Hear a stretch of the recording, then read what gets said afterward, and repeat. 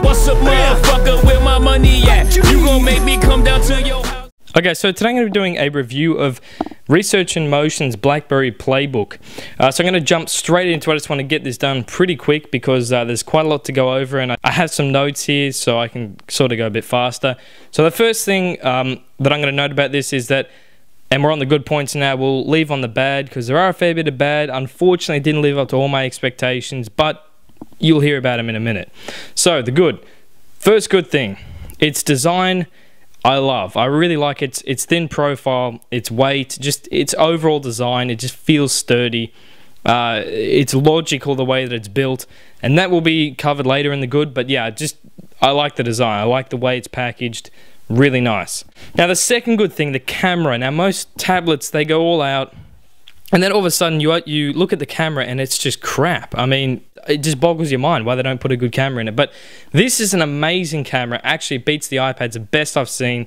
Records in 1080p, really is great. And the microphone is also, surprisingly, I mean, you know, you don't expect much in the way of the microphone, but the microphone is very good.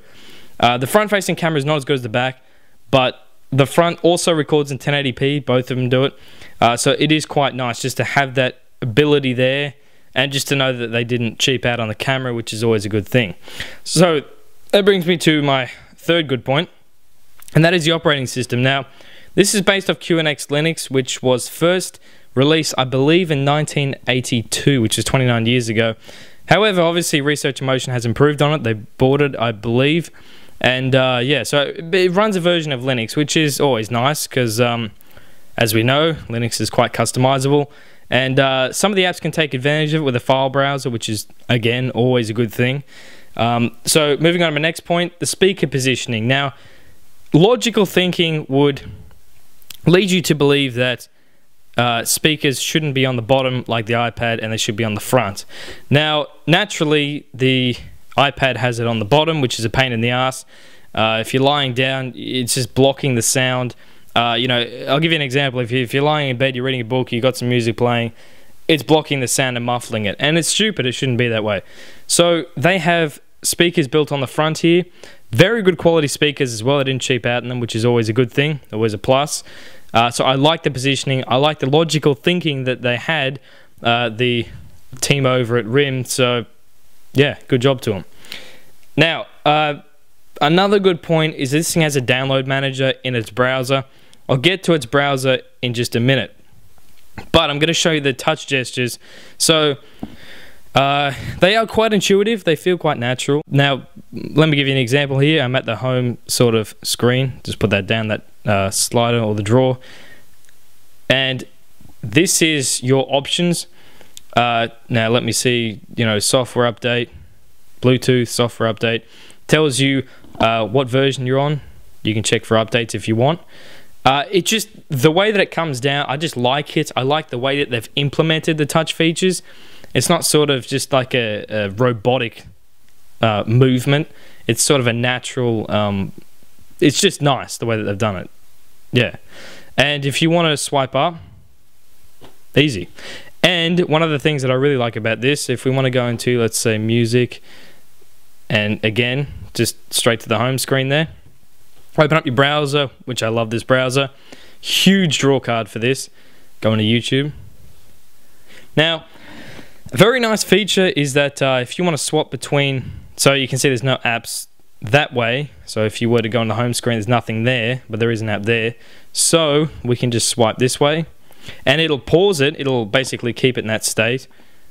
And yeah, simple. And if you don't like something, like if you're fed up of listening to music, bam, gone. Really nice. I'm just going to get rid of this for a second. So I also like the 7-inch form factor. I actually like the fact that it's in 7 inches. If you already have a 9-inch tablet, you will appreciate its size. It's small, easy to carry around. It's really nice. Again, it's lightweight, easy to carry, really good. Big draw card for this. The fact that it has flash is probably, for me, the biggest reason why I would use this as a primary tablet. Now, it doesn't have 3G, which is a huge setback. And I don't know about tethering, but I believe you can tether your Blackberry if you have it. But the flash, it works perfect. It's basically flawless. So I'll go onto YouTube just to give you a quick demonstration. So we're going to Mr. Bit's video here. Now, they haven't forced it on you. You can actually turn it off, and I'll show you that in just a second. So, works perfect. Just pause it. Now, if you want to turn it off, you go into your options here, and you want to go into content. You can turn, you can even turn loading images off. You can turn Flash off, JavaScript, all the rest of it. So, whatever you want, you customize it to your liking, and that's it. Simple, and you can watch Flash, any Flash content, and it works perfect. I don't have any lag with the YouTube videos. It's absolutely fine. The swiping, I will admit, it's not as flawless as the iPad or the iPhone, but it is still pretty good. So, the next good thing about this is that it has pretty cool built-in apps. While they are pretty lackluster, you don't have an email app, etc.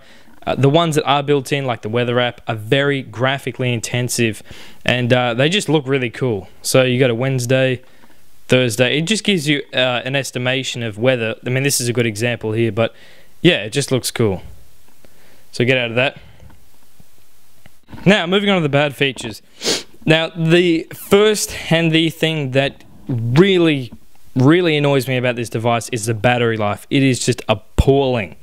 I don't have an exact time figure for you, but I can tell you that it is not good. Right now, it's about, what, 49%? When I started the video, it was, what, 52%, I think?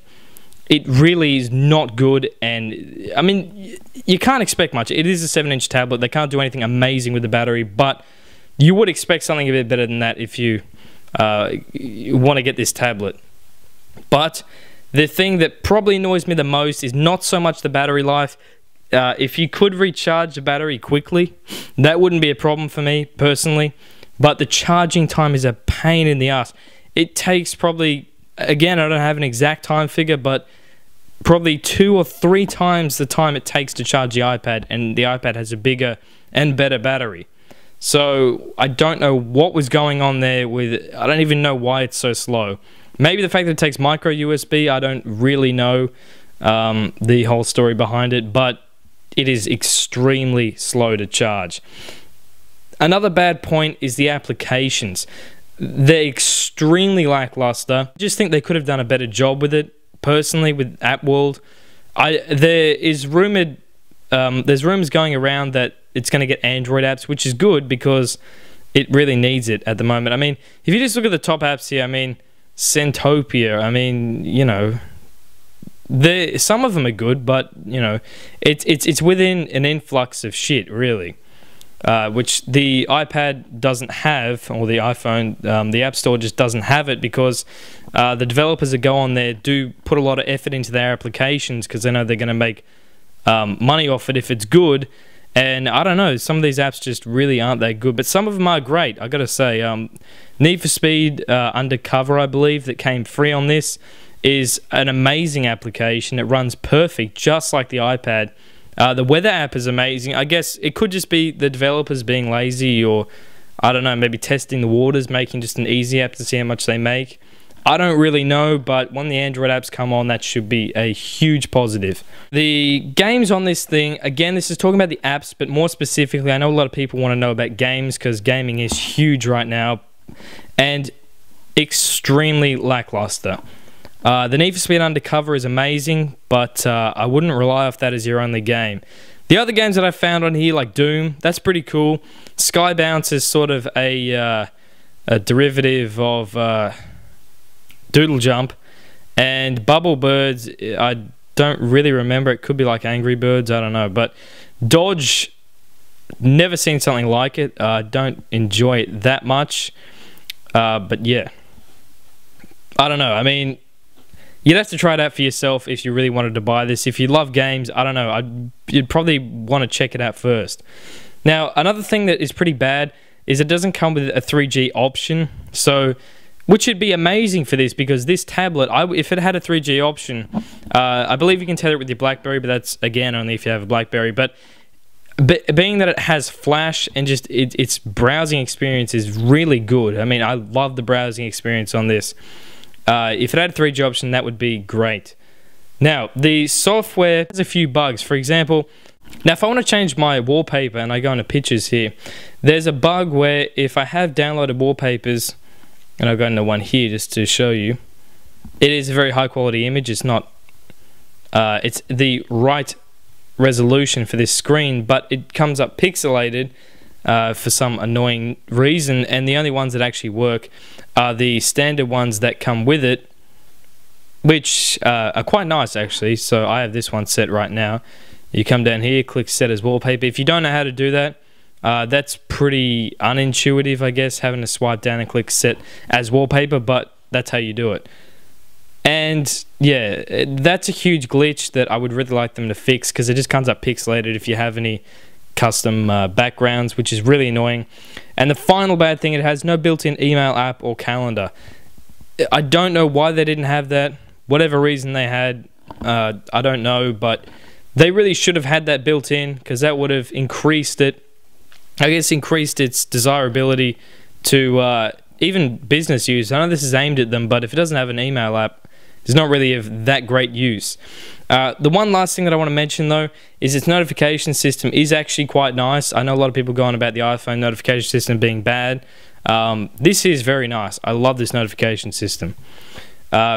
Maybe not as good as Palm's WebOS, but you know, overall though, this should be good when apps actually come onto it, and it does have potential.